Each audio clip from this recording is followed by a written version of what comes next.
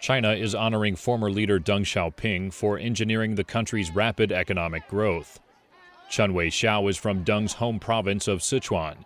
He says Deng's economic reforms made life better for ordinary Chinese. We're eating well and we have nice clothes to wear. It's a well-off society. Everything is good.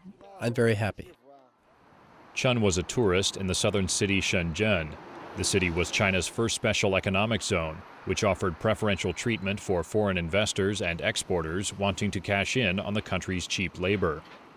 China's export-driven economy has lifted hundreds of millions out of poverty, but it is also widening the gap between rich and poor. And it is also taking an increasingly apparent toll on the environment. Ma Jun runs an organization in Beijing that maps pollution trends across China.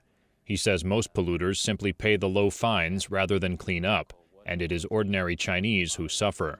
And those who live in those areas, the disadvantaged group of people, the farmers, downstream from the cities or downwind from those factories, they become the victims, and they're really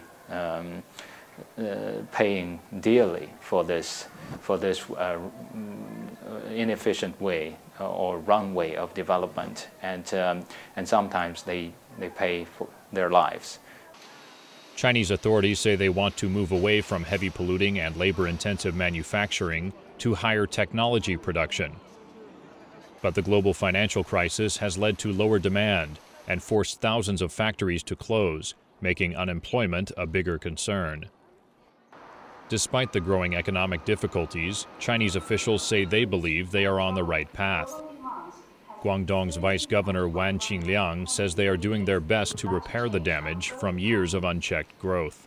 Looking back at the development achievements over the past 3 decades, I think we are profoundly impressed by the unparalleled correctness of the reform and opening up policy. Up until now, leaders in the Chinese government have unanimously pursued a market economy. James McGregor is an analyst and author on China's economic reforms. He says he worries the latest financial crisis could cause Beijing to backtrack. And the concern is that we've had this incredible meltdown and mess coming out of the U.S., mortgages and derivatives, etc., that I wonder about if they'll lose that consensus at the top.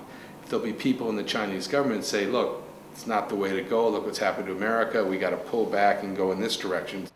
While the global financial crisis presents challenges here, China has changed dramatically from the days when Deng launched his economic reforms.